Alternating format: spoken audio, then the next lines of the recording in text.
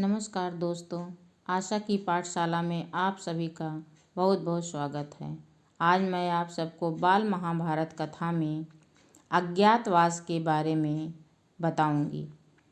सब अपना अपना भेष बदलकर राजा विराट के यहाँ चाकरी करने गए तो विराट ने उन्हें अपना नौकर बनाकर रखना उचित ना समझा। हर एक के बारे में उनका यही विचार था कि ये तो राज करने योग्य प्रतीत होते हैं। मन में शंका तो हुई, पर पांडवों के बहुत आग्रह करने और विश्वास दिलाने पर राजा ने उन्हें अपनी सेवा में ले लिया। पांडव अपनी अपनी पसंद के कामों पर नियुक्त कर लिए गए।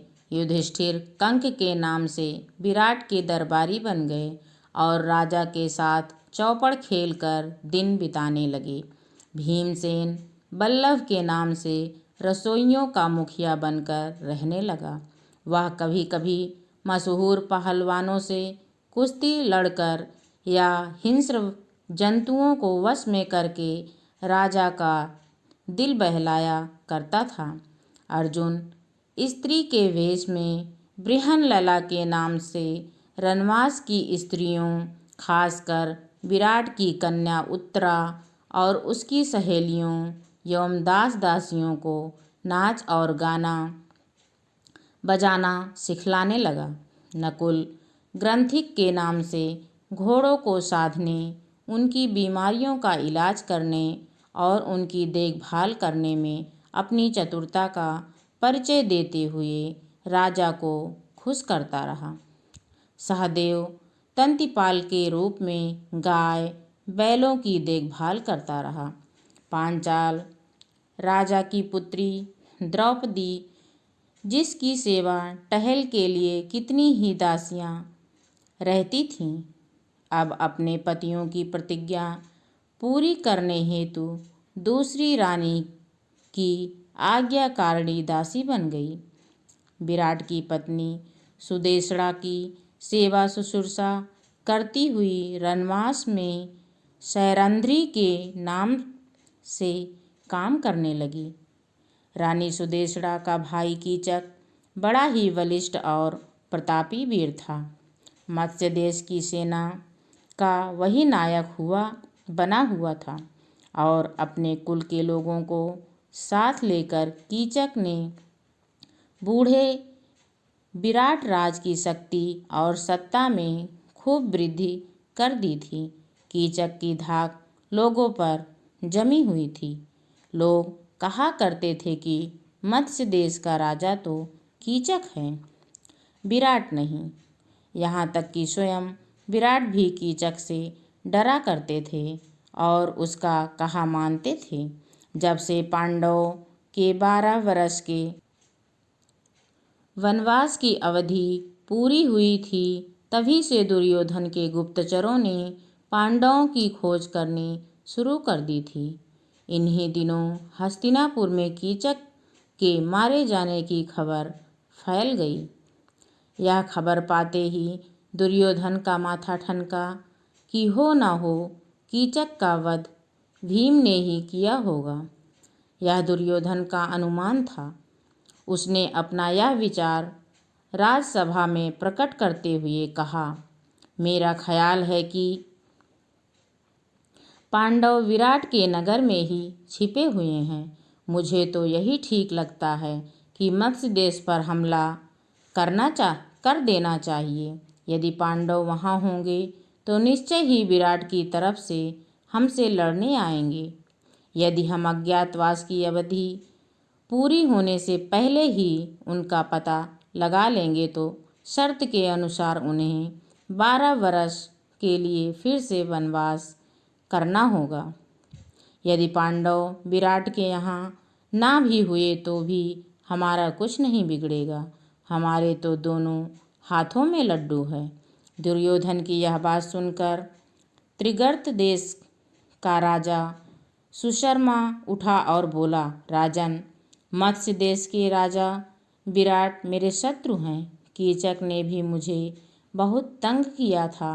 इस अवसर का लाभ उठाकर मैं उससे अपना पुराना बैर भी चुका लेना चाहता हूँ।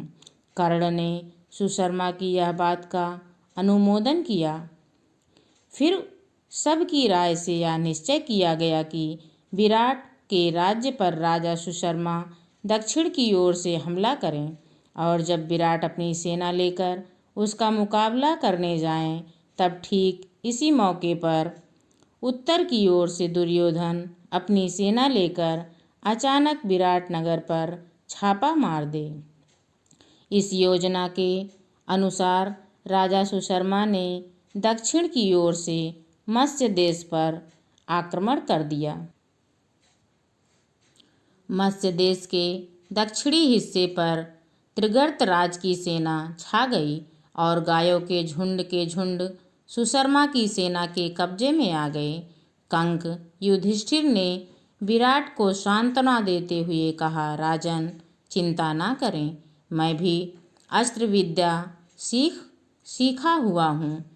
मैंने सोचा है कि आपके रसोइये वल्लभ, अश्वपाल, ग्रंथिक और तंतिपाल भी बड़े कुशल योद्धा हैं। मैं कवच पहनकर रथारूढ़ होकर युद्ध क्षेत्र में जाऊंगा। आप भी उनको आज्ञा दें कि रथारूढ़ होकर मेरे साथ चलें। सबके लिए रथ और शस्त्र शास्त्र की आज्ञा दीजिए। यह सुनकर विराट बड़े प्रसन्न हो गए। उनकी आज्ञानुसार चारों वीरों के लिए रथ तैयार होकर आ खड़े हुए। अर्जुन को छोड़कर बाकी चारों पांडव उन पर चढ़कर विराट और उनकी सेना समेत सुशर्मा से लड़ने चले गए। राजा सुशर्मा और विराट की सेनाओं में घोर युद्ध हुआ। जब राजा विराट बंदी बना लिए गए तो उनकी सारी सेना तितर बितर हो गई। सैनिक भागने लगे। यह हाल देखकर युधिष्ठिर भीमसेन से बोले, भीम, विराट को अभी छुड़ा कर लाना होगा और सुशर्मा का दर्पचूर करना होगा। यदि तुम सदा की भांति सिंह की सी गर्जना करने लग जाओगे तो शत्रु तुम्हें तुरंत पहचान लेंगे। इसलिए सामान्य लोगों की भांति रथ पर बैठकर और धनुष बाण के सहारे लड़ना ठीक होगा। आज्ञा मानकर भीमसेन रथ पर से ही सुशर्मा की सेना पर बाणों की बौछार करने लगे। थोड़ी ही देर की लड़ाई के बाद भीम ने विराट को छुड़ा लिया और सुशर्मा को कैद कर लिया। सुशर्मा की पराजय की खबर जब विराट नगर पहुंची तो नगर वालों ने नगर को खूब सजाकर आनंद मनाया और विजयी राज विराट के स्वागत के लिए शहर के बाहर चल पड़े। इधर नगर के लोग विजय की खुशियां मना रहे थे और राजा की बाट जोह रहे थे, तो इधर उधर उत्तर की ओर से दुर्योधन ने तबाही मचा दी। राजकुमार उत्तर तो बिल्कुल डर गया था और कांप रहा था। उसने बृहन्नला से कहा, बृहन्नला, मुझे बचाओ इस संकट से, मैं तुम्हारा बड़ा उपकार मानूंगा। इस प्रकार राजकुमार उत्तर को भयभीत और घबराया हुआ जानकर बृहन्नला ने उसे समझाते हुए और उसका हौसला बढ़ाते हुए कहा, राजकुमार, घबराओ नहीं, तुम तो सिर्फ घोड़ों की रास संभाल लो। इतना कहकर अर्जुन ने उत्तर को सारथी के स्थान पर बैठाकर रास उसके हाथ में पकड़ा दी। राजकुमार ने रास पकड़ ली। आचार्य द्रोण यह सब दूर से देख रहे थे। उनको विश्वास हो रहा था कि यह अर्जुन ही है। उन्होंने इस बात इशारे से भीम को जता दी। यह चर्चा सुनकर दुर्योधन कर्ण से बोला, हमें इस बात से क्या मतलब कि यह औरत के भेष में कौन है। मान ले कि यह अर्जुन ही है, फिर भी हमारा तो उससे काम ही बनता है। शर्त के अनुसार उन्हें और 12 वर्ष का वनवास भुगतना पड़ेगा। अर्जुन ने कौरव सेना के सामने रथ ला खड़ा किया। उसने गांडीव संभाल लिया और उस पर डोरी चढ़ाकर 3 बार जोर से टंकार की।